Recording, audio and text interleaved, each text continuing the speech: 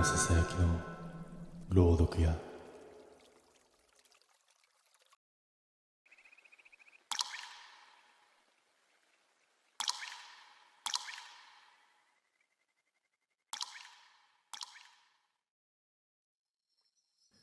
同窓会の案内が届いたのは10月の終わりだった。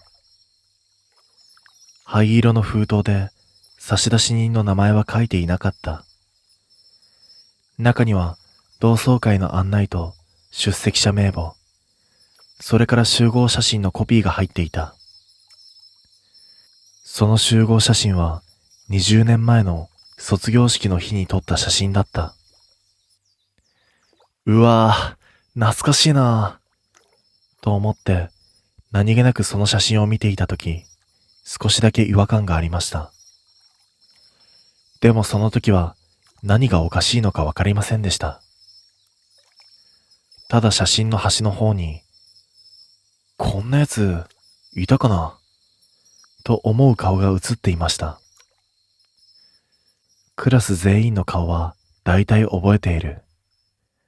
人数も32人でちゃんと覚えている。なのに写真には33人写っているように見えた。見間違いだと思った。写真の端は少し暗くて顔もはっきりしなかったからだ。その時はあまり気にはしていなかった。同窓会の日は11月の13日。場所はもう使われていない昔の中学校の体育館だった。久しぶりに行った母校は思っていたよりもずっと古くなっていた。校舎の壁は黒ずんで窓ガラスもところどころ曇っていた。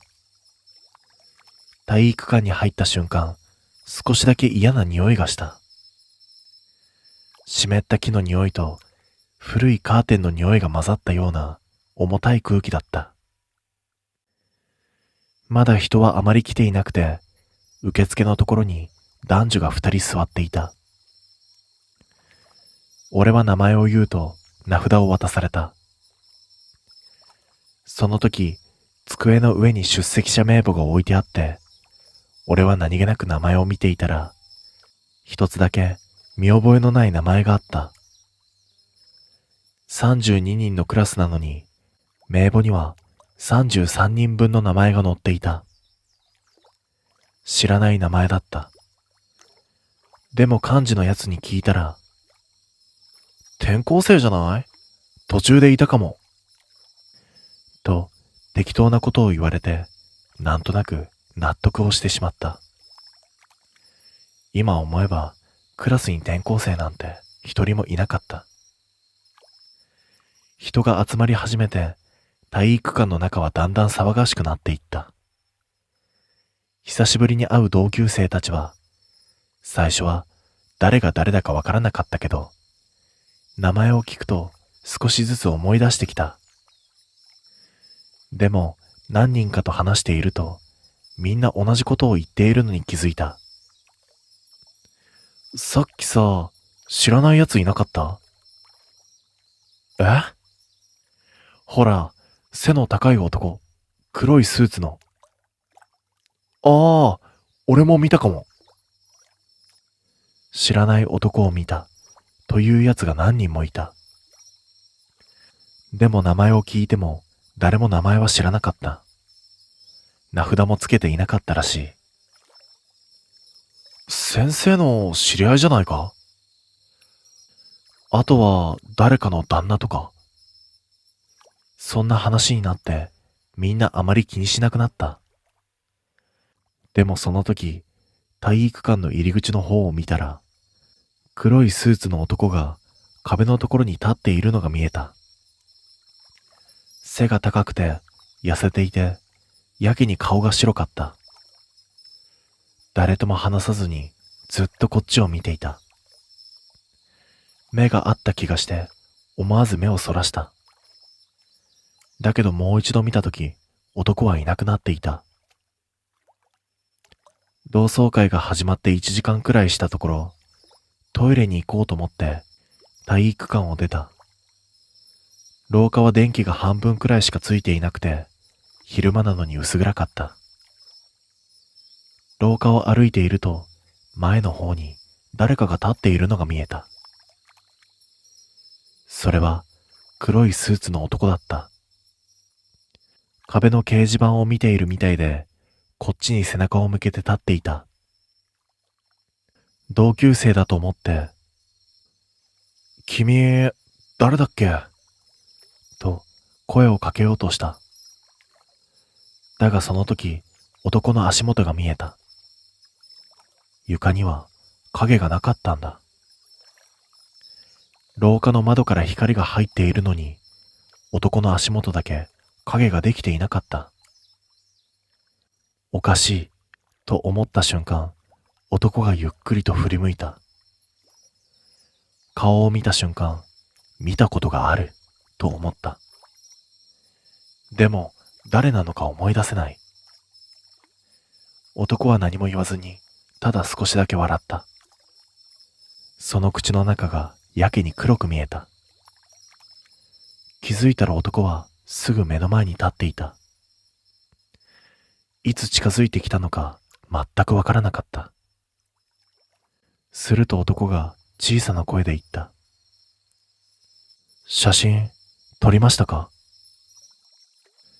俺は意味がわからなくて何も答えられなかった。だけど男はもう一度同じことを言った。写真撮りましたか？その時体育館の方から集合写真撮るぞという声が聞こえてきた。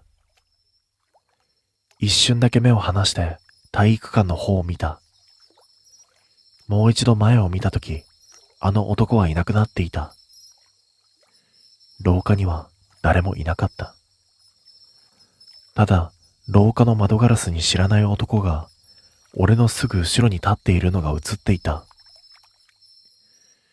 体育館に戻ると、ちょうど集合写真の準備が始まっていた。背の高い人は後ろ、女子は前ね。先生、真ん中入ってください。床には白いテープで立ち位置が貼られていて、その上に順番に並ばされていった。自分の立ち位置に立ったとき、後ろのスペースがやけに狭い気がした。まるで、すぐ後ろに誰かが立っているみたいに、背中のあたりが少しだけ寒かった。振り向こうとしたとき、はい、前向いてください。とカメラマンに言われて、そのまま前を向いた。その時、左肩のあたりに誰かの指が触れた気がした。冷たくて細い指だった。俺は思わず振り向いた。でも、後ろには誰もいなかった。一番後ろの列のやつとの間には、人一人分くらいの隙間しかない。そこに人が立てるはずがなかったんだ。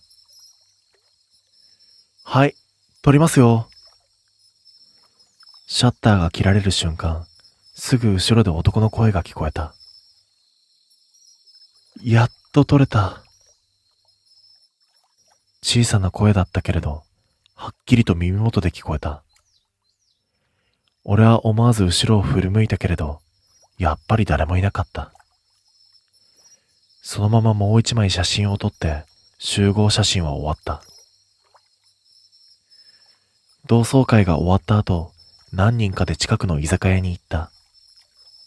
その店でもさっきの話になった。なあ、黒いスーツの男見たよな。ああ、見た見た。俺、廊下で話しかけられたんだけどさ。え？お前も？話を聞くと何人かが同じ男を見ていた。しかもその男に同じことを言われていた。写真撮りましたか？気味が悪くなって誰かが先生にその話をした。すると先生は少しだけ変な顔をしてビールを一口飲んでからこう言った。気のせいだろ。先生はそれ以上何も言わなかった。でもその後、先生は一度も笑わなかった。同窓会から1週間くらいして、集合写真がうちに送られてきた。大きな封筒に入った、ちゃんとした写真だった。最初は普通の集合写真に見えた。みんな笑っていて、先生が真ん中にいて、何もおかしなところはないように見えた。でも、左の端から順番に顔を見ていって、真ん中あたりまで来たとき、手が止まった。そこには知らない男が写っていたんだ。一番後ろの列、ちょうど自分の真後ろに黒いスーツの男が立っていた。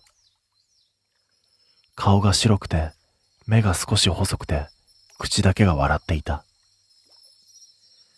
同窓会の時、廊下に立っていた男だった。でもおかしい。写真を撮るときは自分の後ろには誰もいなかった。それははっきりと覚えている。後ろは壁だったし、人が入れるスペースなんてなかった。なのに写真にははっきりと写っている。しかもその男、他の奴らみたいにカメラを見ていなかった。写真を見ている。こっちを見ていた。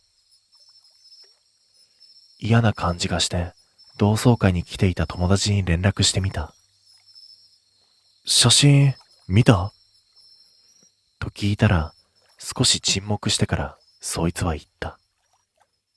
お前もか。そいつの写真にも、黒いスーツの男が写っていた。でも写っている場所が違った。そいつの写真では、そいつの後ろに男が立っていた。別のやつにも聞いてみた。でもやっぱり同じだった。写真を見ると、それぞれ自分の後ろに男が立っている。そんなこと、あるはずがない。集合写真は1枚しか撮っていないのに、見る人によって男の立っている場所が違う。その話をしているとき、一人がぽつりと言った。なあ、この男、前からいなかったか？気になって卒業アルバムを引っ張り出した。埃だらけのアルバムを開いて、最後のクラス写真のページを開いた。20年前の卒業式の日の写真。懐かしい顔が並んでいる中に、黒いスーツの男が写っていた。同窓会の写真と同じ顔で、同じように一番後ろの列に立ってカメラではなくてこっちを見ていた。背筋が一気に冷たくなった。ページをめくって運動会の写真を見た。修学旅行の写真を見た。文化祭の写真を見た。全部の写真にあの男が写っていたんだ。でもこんな男、クラスにはいなかった。誰一人として名前を思い出せない。先生の名前もクラスの全員も言えるのに、この男だけは誰も知らない。その時、アルバムの一番後ろのページにクラス名簿が載っているのを思い出した。3年2組32名。一番上から順番に名前を指で追っていった。そして最後の名前を見たとき、手が止まった。32人のはずなのに、名簿の一番下に知らない名前が一つだけ増えていた。33人目の名前があったんだ。その名前を見た瞬間、やっと思い出した。思い出してしまった。みんなでいなかったことにしたやつの名前だったんだ。その名前を見た瞬間、思い出した。どうして今まで忘れていたのか不思議なくらい、はっきりと思い出した。そいつの名前は三上光一だった。背が高くて、痩せていて、いつも黒い服を着ていた。あまり喋らなくて、いつも一人でいた。そしてそいつはいじめられていた。だが直接殴ったりするような、そんないじめではなかった。でも、誰も話しかけなかった。物がなくなっても、誰も知らないふりをした。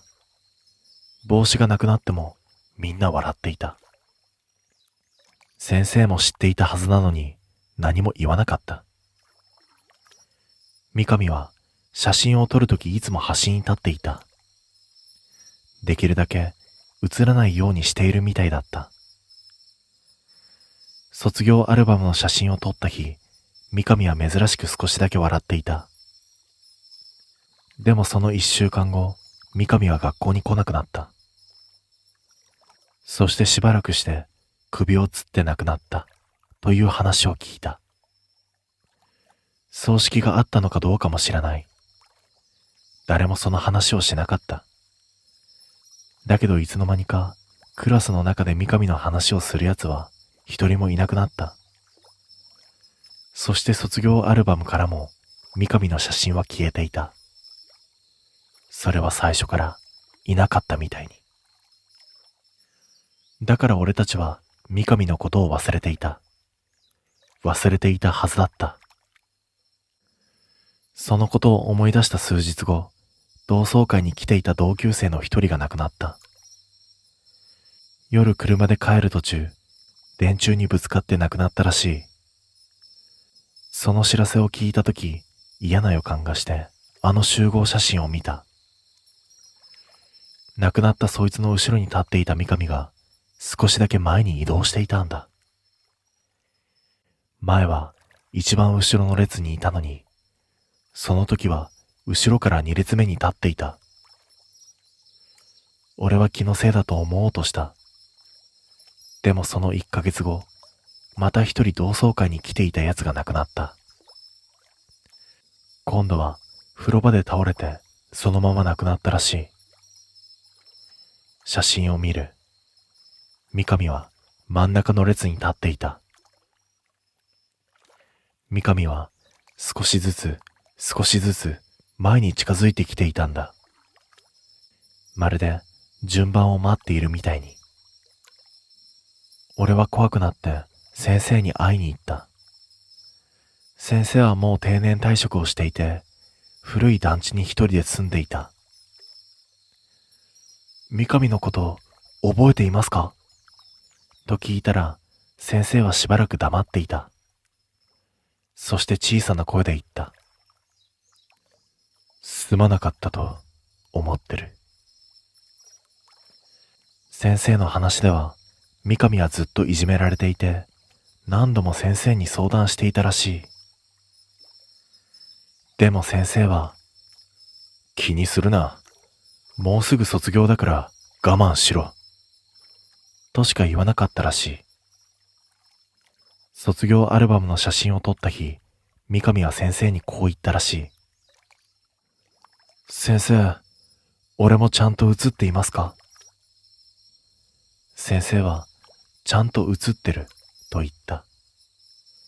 三上は少し笑って、よかった。これでみんなと一緒に残れます。それが先生が見た三上の最後だった。その帰り道、急にあの男の言葉を思い出した。写真、撮りましたか？あれは同窓会の写真ではなかったんだ。卒業アルバムの写真のことだったんだ。みんなの記憶から消えて、アルバムからも消されて、最初からいなくなったことにされた三上は、写真の中にだけ残っていた。だから三上は、写真を撮るたびに後ろに立っていた。少しずつ前に移動をしながら。自分を忘れた奴の後ろに立って。そしてこの前、3人目が亡くなった。俺は怖くなって写真を見る。三上は一番前の列に立っていた。そして俺のすぐ横に立ってあの時と同じように少しだけ笑っていた。写真の中の俺の肩に三上の手が乗っていた。冷たい手だった。昨日、また同窓会の案内が届いた。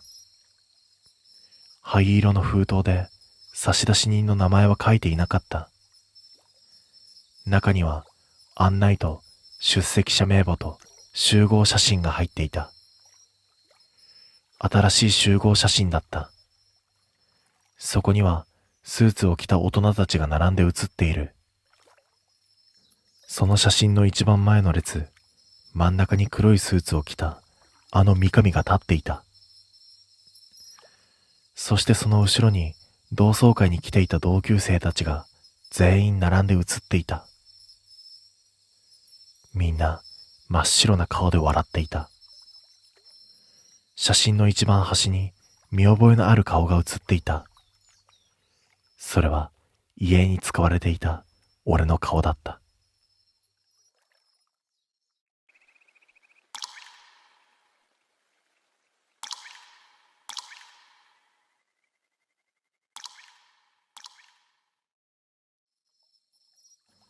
同窓会の案内が届いたとき、少しだけ嫌な名前を見つけた。出席者名簿の中に、桐生拓馬という名前があった。その名前を見た瞬間、俺は行くのをやめようかと思った。桐生は中学校の時、いじめられていたやつだった。暗くて、無口で、何を考えているのかわからないやつだった。俺たちは桐生を無視した。机を離したり、靴を隠したり、話しかけられても聞こえないふりをした。今思えば最低なことをしていたと思う。でも当時はみんなやっていた。だから自分だけが悪いとは思っていなかったんだ。卒業してから桐生がどうなったのか誰も知らなかった。同窓会の日、ホテルの会場には思っていたより多くの人が集まっていた。みんなそれなりに年をとって、それなりに大人の顔になっていた。出席者名簿を見た。桐生の名前のところに丸がついていたんだ。桐生は出席になっている。会場を見回したけど、桐生らしい男は見当たらなかった。少し安心した。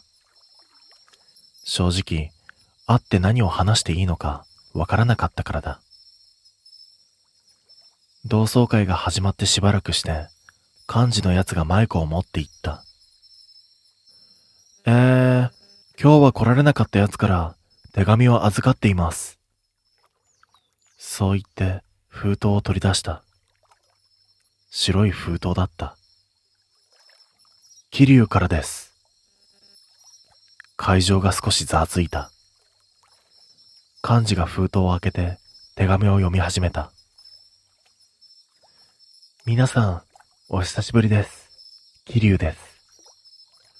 本当は今日行くつもりでした。でもどうしても都合がつかず行けません。なので手紙を書きました。今日来ている皆さんにどうしても伝えたいことがあります。そこまで読んだところで会場の後ろのドアが開きました。みんなそっちを見ました。黒いスーツを着た男が立っていました。背が高くて痩せていて髪の毛がやけに長かった。その男はゆっくり会場の中に入ってきた。だが誰も話さなかった。みんなその男を見ている。男は会場の真ん中あたりまで歩いてきて、そこで立ち止まった。そして少しだけ頭を下げた。桐生です。今日は来ました。会場の空気が凍ったみたいに静かになった。その桐生は昔とは別人だった。背も高くなっていて、スーツも高そうで、髪もきちんと整えられていた。でも、目だけは昔と同じだった。何を考えているのかはわからない暗い目だった。幹事が困った顔で、手紙読むかと聞いた。桐生は少し笑ってこう言った。その手紙、最後まで読んでください。幹事は手紙の続きを読み始めた。今日来ている人の中に、昔僕にいろいろしてくれた人がいます。でも、もう昔のことですので、気にはしていません。今日は、その人たちにお礼を言いに来ました。あの時は、ありがとうございました。そこで幹事は読むのをやめた。これ、どういう意味だ？桐生は少しだけ笑って答えた。そのままの意味ですよ。お礼です。そう言って桐生はテーブルの上に黒い封筒を何通か置いた。ここにいる人の名前を書いてあります。家に帰ってから開けてください。封筒の数は5通あった。だが俺はその封筒を見たとき嫌な汗が出た。その5人は昔桐生をいじめていた中心のメンバーだった。その同窓会の帰り道、俺は自分の封筒を開けるかどうかずっと迷っていた。開けたら何かが終わる気がした。でも開けない方がもっと怖い気がした。家に帰ってしばらく封筒を机の上に置いたまま俺は何もできなかった。深夜になってやっと封筒を開けた。中に入っていたのは一枚の写真だった。中学の時の教室の写真だった。教室の後ろから撮った写真でクラスのみんなが写っていた。その写真の中で桐生が一人で下を向いて座っていた。そしてその周りに俺たち5人が立っていた。写真の裏に赤いペンでこう書いてあった。順番です。次の日、5人のうちの1人が亡くなった。朝ニュースを見ていたら、見覚えのある名前が流れてきた。転落事故だった。夜酔って階段から落ちて亡くなったらしい。偶然にしては出来すぎていると思った。すぐに残りの3人に連絡した。みんな同じことを言った。封筒届いた。中に写真が入ってた。裏に順番ですって書いてあった。そして写真に写っている立ち位置の順番に番号が書き込まれていた。桐生のすぐ後ろに立っていたやつの背中に赤いペンで1と書かれていた。そして次に亡くなったのは2と書かれていたやつだった。俺の背中には5と書かれていた。俺は最後だった。怖くなって俺たち4人はもう一度集まった。居酒屋の個室で昔の話をした。思い出したくもない話だった。桐生をトイレに閉じ込めたこと、上履きを捨てたこと、机に落書きをしたこと、カバンを川に投げたこと。桐生は一度も怒らなかった。一度もやり返しては来なかった。ただずっと下を向いていた。その話をしているとき、一人が小さな声で言った。あいつ、最後の日に何て言っていたか覚えてるか？みんな黙った。俺は思い出してしまった。桐生は卒業式の前の日、教室で俺たちにこう言った。同窓会、楽しみにしてる。その時俺たちは笑って、お前なんか来んなよ。と言った。桐生は少しだけ笑って、こう言った。うん、わかってる。だから、来なかった同級生ってことにして。それから1週間で、また一人亡くなった。風呂場で倒れて、溺死だった。これで残りは3人になった。俺は怖くなって、桐生に連絡をしようとした。同窓会の名簿に電話番号が載っていたからだ。電話をかける。コールの音が長く続いた。そして誰かが出た。女の人の声だった。桐生さんのお宅ですか？そう聞くと、女の人は少し黙ってから言った。桐生は10年前に亡くなりました。俺の頭は真っ白になった。いじめが原因で自殺しました。遺書に同級生の名前が何人か書いてありました。電話を持つ手が震えた。でも、この前同窓会に。そこまで行ったとき、電話の向こうで女の人が言った。あなた、もしかして。その瞬間電話が切れた。その夜家に帰ると、ポストに黒い封筒が入っていた。新しい封筒だった。俺は震える手で中を開けた。またあの写真だった。教室で下を向いて座っている桐生。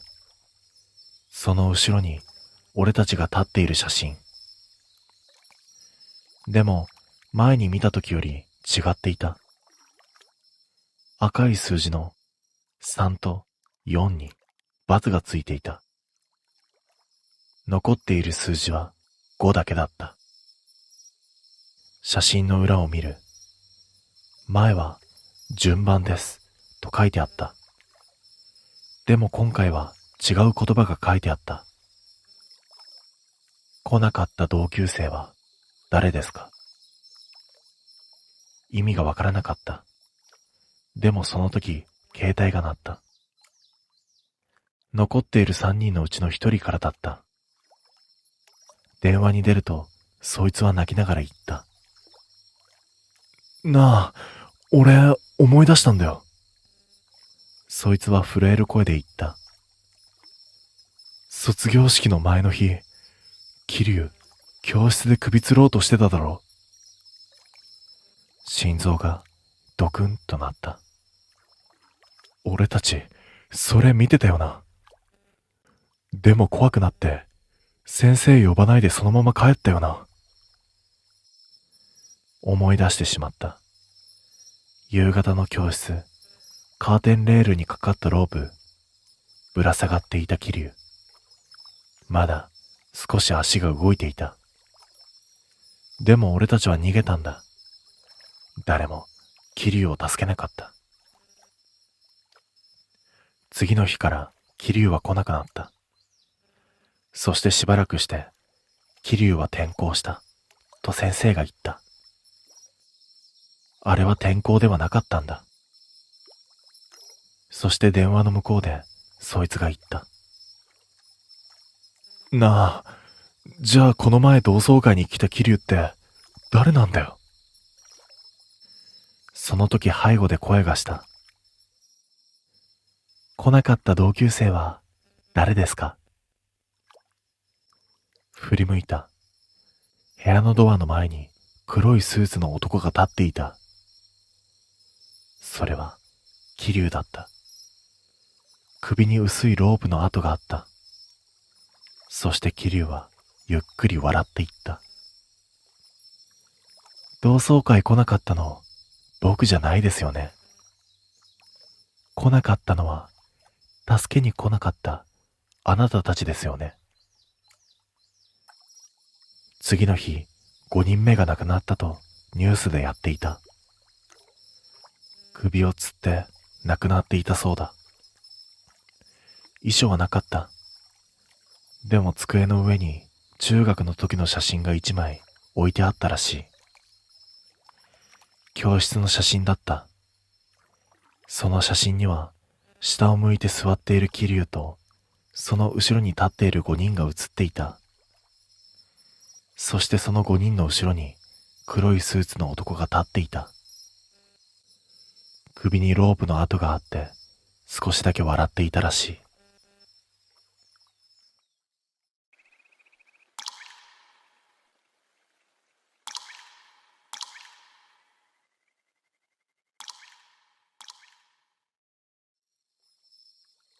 同窓会の案内状にはこう書いてあった。今年の同窓会では校庭に埋めたタイムカプセルを開けます。20年前の自分からの手紙を受け取りに来てください。その一文を読んだとき、少しだけ胸がざわついた。タイムカプセルを埋めた日のことはよく覚えている。中学3年の冬、卒業する前に、クラスのみんなで校庭の隅に穴を掘って、そこに箱を埋めた。未来の自分への手紙、将来の夢、好きだった人の名前、みんなそんなものを書いて入れた。でも一人だけ何を書いているのかわからない奴がいた。水野健だった。水野はあまり目立たない奴だった。暗いわけではない。不良でもない。勉強も運動も普通。でも、なぜかあまり喋らなくて、いつも一人でいることが多かった。いじめられているというほどではない。でもみんな少し距離を置いていた。話しかければ普通に喋るけど、自分から話しかけてくることはなかった。水野はタイムカプセルに入れる手紙を誰よりも長い時間をかけて書いていた。何枚も何枚も書いていた。誰かが冗談で、一緒でも書いてんのかよ、と言った。水野は笑って、まあ、そんなものかな。その時はみんな笑った。水野も少し笑っていた。でも今思うと、あの時、水野だけ笑っていなかった気がする。タイムカプセルを埋めるとき、先生が言った。みんないいか？ 20 年後には絶対に開けるからな。その時は全員集まれよ。みんな適当に返事をした。でも水野だけやけに真面目な顔で言った。先生、本当に開けてくださいね。絶対ですよ。先生は笑って、わかったわかった、と言った。水野はもう一度言った。絶対開けてくださいね。もし開けなかったら困るんです。どうしてそんなにも真剣なのか、その時はわからなかった。タイムカプセルを埋めた日から少しして、水野は学校に来なくなった。最初は風邪だと聞いた。次は入院したと聞いた。そしてしばらくしてから、水野は亡くなったと聞いた。病気だったらしいんだ。だけど詳しいことは誰も知らなかった。葬式に行ったやつもほとんどいなかったと思う。まだ子供だったから人が死ぬということがよくわかっていなかった。だけどいつの間にか水野の席はなくなって、卒業アルバムにも水野の写真は写っていなかった。それは最初からいなかったみたいに。そして20年経った。同窓会の日、俺たちは校庭に集まっていた。冬の夕方で空は暗くなりかけていた。校庭の隅、昔タイムカプセルを埋めた場所には小さな木の杭が打ってあった。ここだよな。懐かしいな。覚えてる覚えてる。みんなスコップを持って土を掘り始めた。土は思ったよりも硬くて、なかなか箱は出てこなかった。しばらく掘って、ようやくスコップが硬いものに当たった。お、あったぞ。土の中から大きな金属の箱が出てきた。錆びついてはいたけれど、ちゃんと当時のままの形をしていた。みんなで土を払って箱を地面の上に置いた。先生が鍵を取り出した。じゃあ、みんな開けるぞ。なぜかわからないけれど、その場にいた全員が少しだけ黙った。先生が鍵を回して、ゆっくりと蓋を開けた。箱の中には封筒がたくさん入っていた。20年前の自分たちの字で書かれた名前。うわ、懐かしい。俺って、こんな字だったっけ？太郎って誰だよ。あ、これ俺か。みんな笑いながら自分の名前の封筒を探し始めた。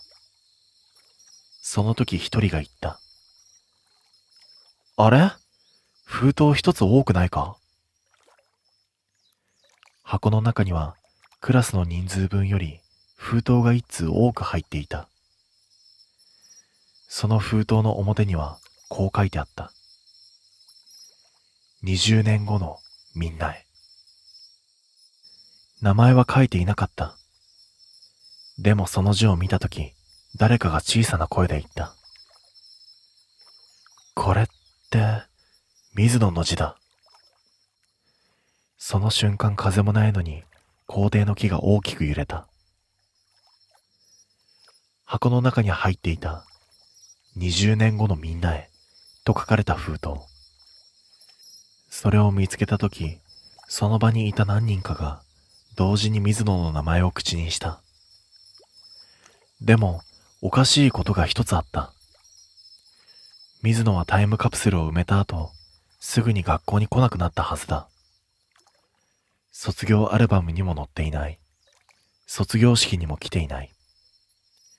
なのに、タイムカプセルの中に水野の封筒が入っている。水野って、これ入れてたっけ？誰かがそう言った。だが誰もはっきりとは覚えていなかった。ただ水野がやけに長い時間手紙を書いていたことだけはみんな覚えていた。先生がその封筒を手に取った。少し迷ってからこう言った。これはみんなで読んでもいいか？誰も反対しなかった。先生はゆっくりと封筒を開けた。中には何枚も紙が入っていた。先生はその1枚目を読み始めた。20年後のみんなへ。この手紙を読んでいるということは、ちゃんとタイムカプセルを開けてくれたんですね。ありがとうございます。先生もちゃんと開けてくれたんですね。よかったです。先生はそこで少しだけ読むのをやめた。そしてまた続きを読んだ。多分この中には僕は入っていないと思います。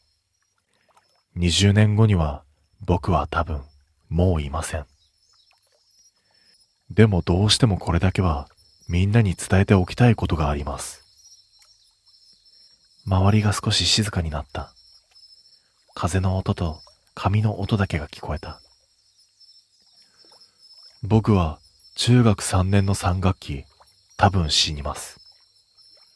もう決めているんです。怖いけど、多分そうなります。そこで誰かが小さく、え？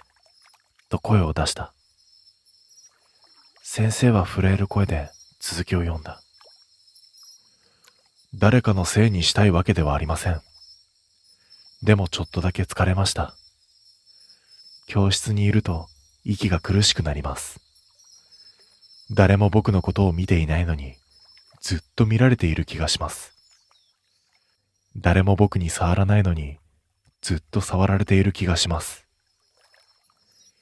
僕の机が少しずつ後ろに下がっていくのをみんなは知っていましたか？気がついたら僕の机だけ教室の一番後ろにありました。卒業写真を撮るときも僕だけ端でした。でも、それでもよかったです。教室にいられるだけでよかったです。本当はみんなと普通に話して普通に笑って同窓会にも行きたかったです。ここで先生は完全に読むのをやめた。誰も何も言わなかった。遠くでカラスが鳴いていた。先生は最後のページを開いた。最後、読むぞ。先生の声は少しかすれていた。だから、お願いがあります。20年後、タイムカプセルを開けるときは、僕もそこに入れてください。机の中に入れてほしいものがあります。それは僕の机の中に入っています。茶色い封筒に入れてあります。それをタイムカプセルに入れてください。そうすれば20年後、僕もみんなと一緒にそこにいられます。先生はそこで手紙を読むのをやめた。そして小さな声で言った。入れた。周りにいた何人かが先生を見た。先生は下を向いたまま言った。水野の机の中に封筒が入っていたんだ。言われた通りにタイムカプセルに入れた。言われた通りに。嫌な沈黙が流れた。誰かが言った。その封筒ってどれ？先生は箱の中を見て、一つの古い茶色い封筒を取り出しました。名前は書いてありませんでした。封筒はテープで何重にも閉じられていた。先生が言った。これだ。その封筒を見たとき、なぜかその場にいた全員が後ろへと下がった。見てはいけないものを見ているような、そんな感じがした。先生は震える手で、ゆっくりと封筒のテープを剥がし始めた。テープを一枚剥がすたびに、ベリ、ベリという音だけが校庭に響いた。全部剥がして、先生は封筒の中に手を入れた。そして中身を取り出した。出てきたのは小さなビニール袋だった。その中に入っていたのは黒い髪の毛と爪と歯だった。誰かが短く息を飲んだ。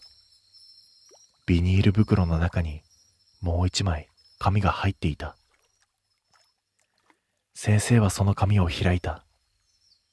そこに書いてあった言葉を先生は声に出して読んだ。これで僕の一部もタイムカプセルの中に入ります。20年後、開けてくれてありがとうございます。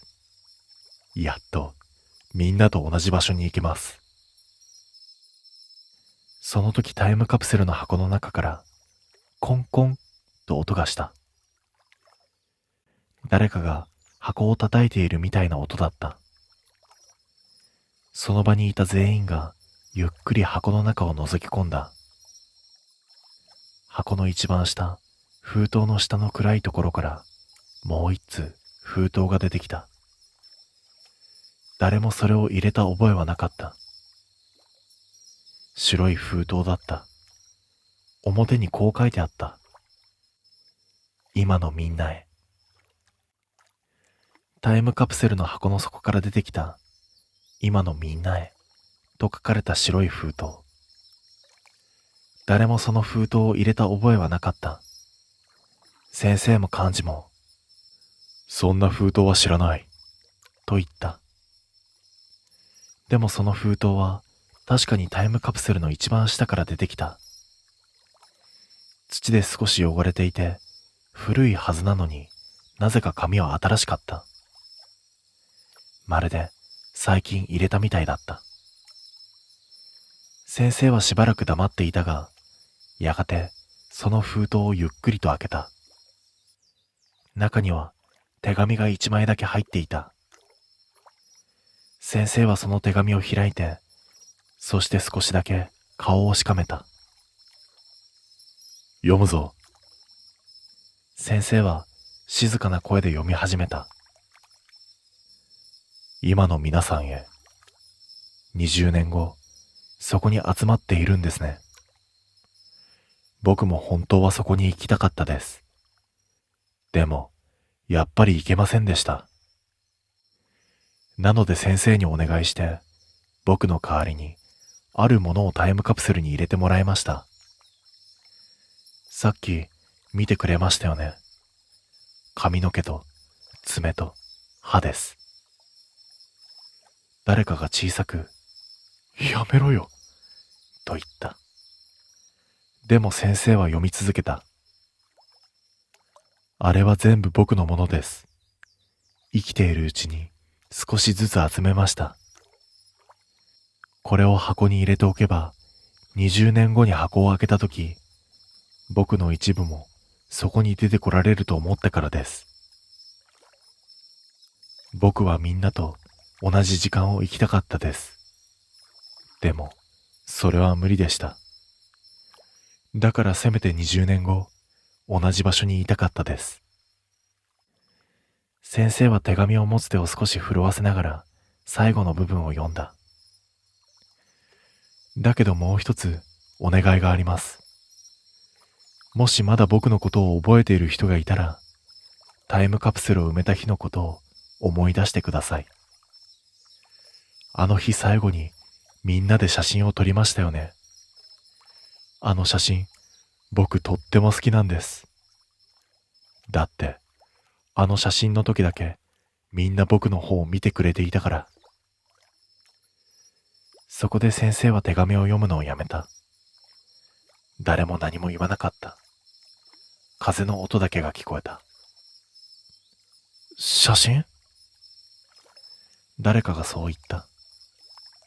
タイムカプセルを埋めた日の写真。確か誰かのカメラで撮ったはずだった。あ、俺それ持ってるかも。そう言って一人がスマホを取り出した。昔の写真をデータ化して持っているらしかった。そしてしばらくスマホを操作して、あった、と言った。みんなでそのスマホを覗き込んだ。そこには20年前の俺たちが写っていた。校庭でタイムカプセルを埋めた後、みんなで並んで撮った写真。前の列に女子、後ろに男子、真ん中に先生。そして一番端の後ろに少しだけ離れて水野が立っていた。みんなカメラの方を向いて笑っていた。でも水野だけはカメラではなくて横を見ていた。水野の視線の先を見て俺は気づいた。写真の中の俺たちは全員水野の方を見ていた。カメラではない水野の方を見ていた。変な写真だった。まるで水野を囲むみたいに全員が水野の方を向いて立っている。誰かが言った。あれ？こんな写真だったっけ？その時先生が小さな声で言った。あの日、水野が倒れたんだ。全員先生を見た。そして先生はゆっくりと話し始めた。タイムカプセルを埋め終わった後、写真を撮ろうとして並んだ時、水野が急に倒れたらしい。過呼吸みたいになって、その場にしゃがみ込んでしまった。そしてみんなびっくりして、水野の方を見た。その時、誰かがシャッターを押してしまった。だからあの写真は、全員がカメラではなくて、水野の方を見ている写真になった。先生は水野を保健室へと連れて行った。その時水野が先生に言ったらしい。先生、さっきの写真、僕写ってましたか？先生は、写っていたよ、と言った。水野は少し笑って、こう言ったらしい。よかった。あの時みんな、僕のこと見てくれていたから。ちゃんと、あそこにいたって残りますよね。先生の話を聞いたとき、胸の奥が少しだけ痛くなった。水野はずっと誰かに見ていて欲しかっただけなのかもしれない。いじめられていたわけではない。でも誰からも見られてはいなかった。いない人みたいに扱われていた。だから水野は自分の髪や爪や歯を箱に入れて20年後にここに出てこようとした。みんなと同じ場所に来ようとした。その日の帰り、みんなで校門のところまで歩いた。振り返ると、さっき埋め直したタイムカプセルの場所が見えた。夕方で、校庭にはもう誰もいなかった。でも、タイムカプセルを埋めた場所のところに、誰かが立っているように見えた。黒いコートを着た細い人影。風もないのに髪だけが揺れていた。その人影は校庭の真ん中に向かってゆっくりと歩いていった。まるでこれから写真を撮る場所に向かうみたいに。そして途中で立ち止まってゆっくりとこっちを向いた。顔はよく見えなかったけれど少しだけ笑った気がした。そしてその後同窓会の写真が送られてきた。ホテルの前で撮った集合写真だった。何気なく人数を数えて少しだけ合わない気がした。一人多い気がしたんだ。一番後ろの列の端に知らない男が一人写っていた。痩せていて髪が少し長くて静かに笑っていた。その男はカメラではなくて少し横を見ていた。その視線の先には誰も映っていない空間があった。でもなぜかわかった。あそこに水野が立っているんだと思った。写真の裏に手書きで文字が書いてあった。誰の字かわからない細い字だった。やっと同窓会に来られました。